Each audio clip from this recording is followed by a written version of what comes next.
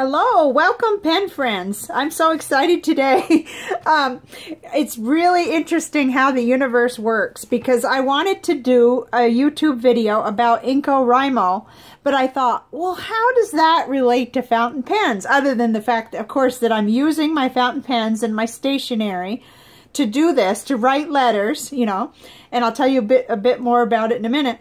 But then something happened today, and it just like made an instant connection between what I'm doing with this InCoWriMo and fountain pens. So I thought it's a sign. It's a sign from the universe that it's okay to do this video that I'm so excited about doing. So basically, I signed up for this. It's International Correspondence Writing Month. I signed up because another fellow fountain pen person, I think her name is Michelle Lorene, but I'm not sure exactly. That's the handle that she has.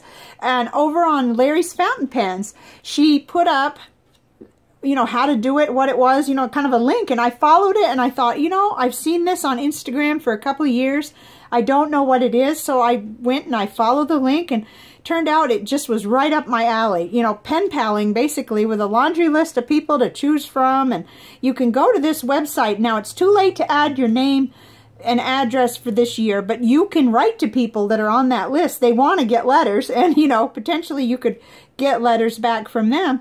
So it's not like it's entirely too late, but it's too late to get your name listed on this year's list. So anyway, I got all excited, and this is like day 3, and I've sent out my letter yesterday and today, and I'll be doing my letter tonight to mail out tomorrow. And so, but I went to get my mail today, and this is what happened. I went to the mail, and I've covered the person's address that sent this, and I had this envelope in my mail, and I thought, oh, I haven't ordered anything. I've been really good. My pen allowance was spent, and I've got, you know, a little bit of new allowance for this month. But there it was, a packet and a letter, a wonderful letter, my first ever letter to receive from InCoWriMo.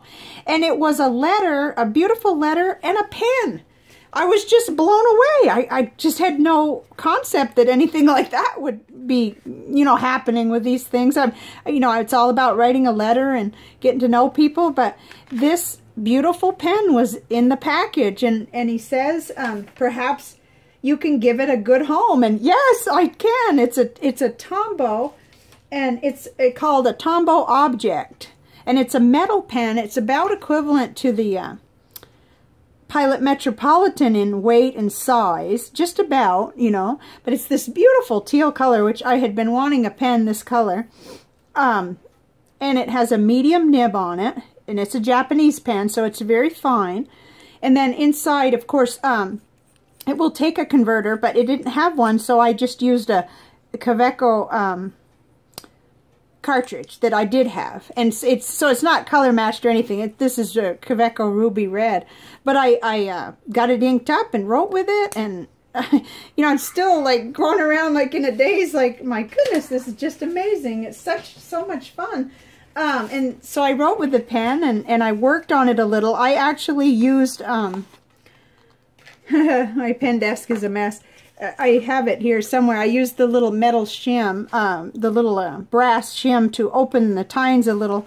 I don't have the samples from when I started, but it was running pretty dry, and so I rewatched SBR Brown's video on that, and then I also did a little bit of, I don't think it really needed nib smoothing though. It was all about how much ink was getting out, but I had so much fun, and it writes really well. It's a beautiful pen, and I think I'm just getting to know it, so I really can't review it yet, but it's, I definitely would like to see it with a darker ink too, because I know that makes a difference with my Metropolitans. So I think it's going to be equivalent in terms of, I think the darker inks are going to look good, because it's a very fine, it's medium, but it's like a fine point. So anyway, what a, like, just, I was just like a little kid, and you know, my husband was just looking at me like, well, what's going on, you know? So just yesterday, I bought my very first international stamps. I didn't know anything about this. I had to get online and see, you know, what to do, because I'm writing to people in the United States and in other countries. I sent one yesterday to the United Kingdom, I sent one to a girl. What I did, I got on the list, and there was a place where people could write things. They would write a little bit about themselves, a little paragraph. And there was like 230 people that did that, because the laundry list of people is like 800, maybe more. And when I saw something that there was a common interest like that, I just sort of wrote down their name and address so I could be ready to write some letters. And this other person, the first person I wrote to was interested in cats and fountain pens and owls and something like that. It was really cool. But what I did, I'm not going to show the actual addresses of the people, but I made an index card for each person, you know, because I think that some will become pen pals, and at least I'll have a record. Like this, this was my second letter on this, that I mailed today on the 2nd. You know, but this is just a sample one. And so down at the bottom, I put a little notes about, you know, what the person was interested in. Those are my, those are my things, and their address real carefully, of course. And then, so that was neat. And what I'm just using this traveler's notebook thing that I got at Michael's for $5, to keep track of things. And I'm using, Kara Ben's, free tracker to write down, you know, who I wrote to each day. I'm going to be doing mine for the 3rd here in just a little bit. I've got the person to thank, to write a thank you letter for the pen and the beautiful letter, and the person that I had already planned to do. So I've got the ones I wrote to over here in this section, and then all of these index cards here are the ones I can pick from each day.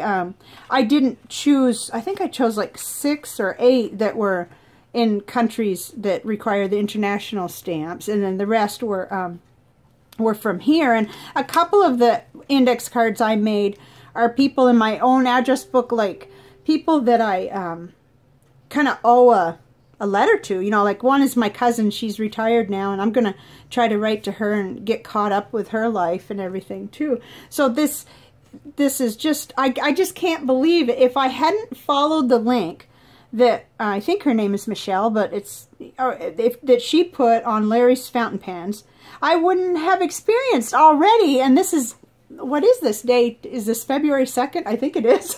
Anyway, and tomorrow's the 3rd, right? Maybe not. Maybe I'm wrong. Yeah, today's Friday the 2nd, and I've written my first 2, mailed out the one today to Heather in the UK. So I've done this little tracker, I need to finish this bullet journal page, but I'm keeping track of it here too, just kind of, because every day I'm in this notebook, and it'll keep me, you know, making sure that I do my letter each day. So I just wanted to talk about it because I was so excited about it, and the whole rest of the world probably already knows about this. But I want to say that one of the challenges I'm running into with this is good for me as a fountain pen user to run into this, is that, you know, I'm okay with my Tombow River paper. All my pens can write on that.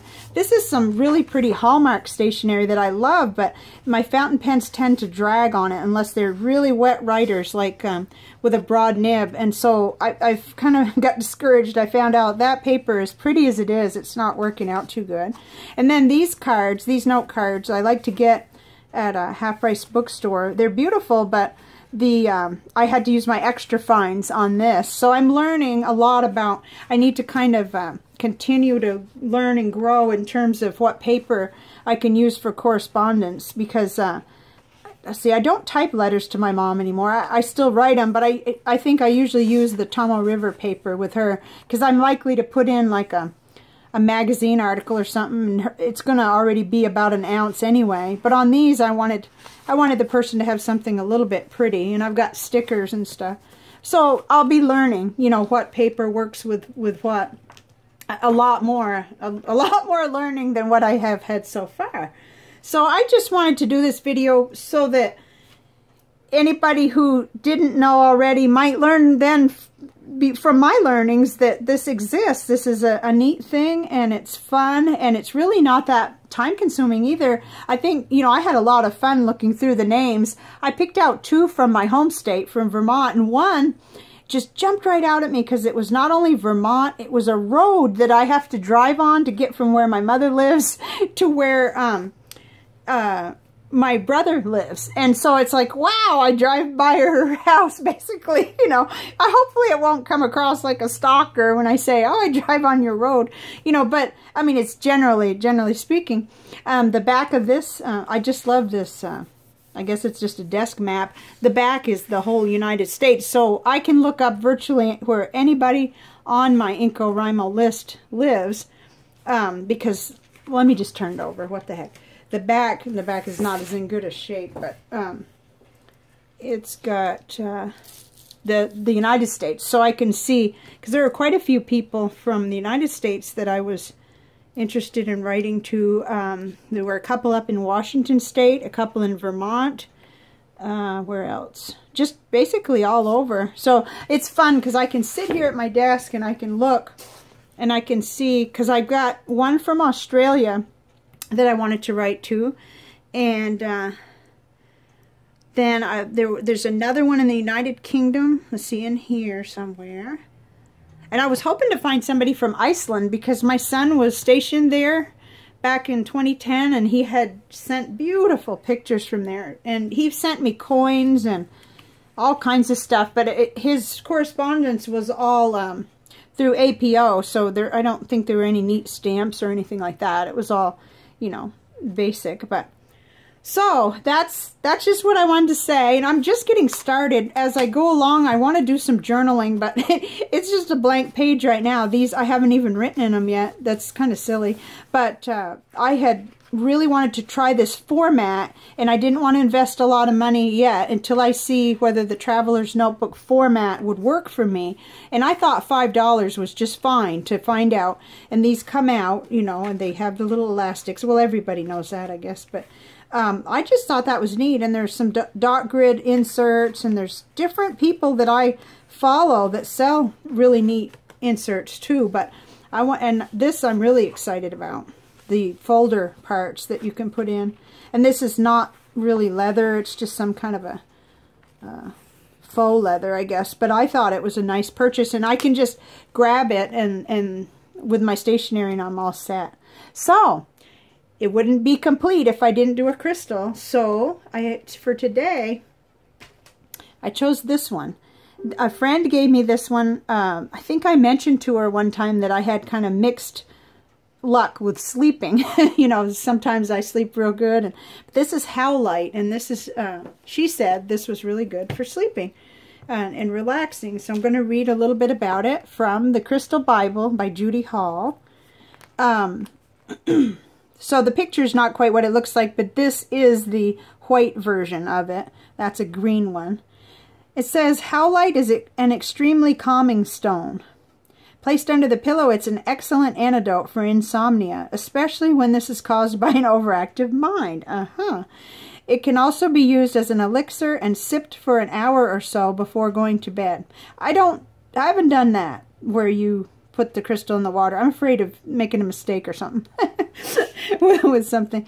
Howlite links into the spiritual dimensions, opening attunement and preparing the mind to receive wisdom and insights. It assists journeys out of the body and accessing past lives. That's quite a claim. Okay, Howlite formulates ambitions, both spiritual and material. Awesome. I just like it. I think actually, even though it's white with a little gray, I think it's beautiful. And I put it right by my bed, and I can't say for sure that it's helped, but it definitely has not hurt. And I just collect these mostly for the beauty of them. But I love to look up what it's for. It says, Howlite stills the mind and is excellent for sleep or meditation. It allows for, oh, I've got inky fingers, huh? It allows for calm and reasoned communication to take place. This stone strengthens memory and stimulates a desire for knowledge.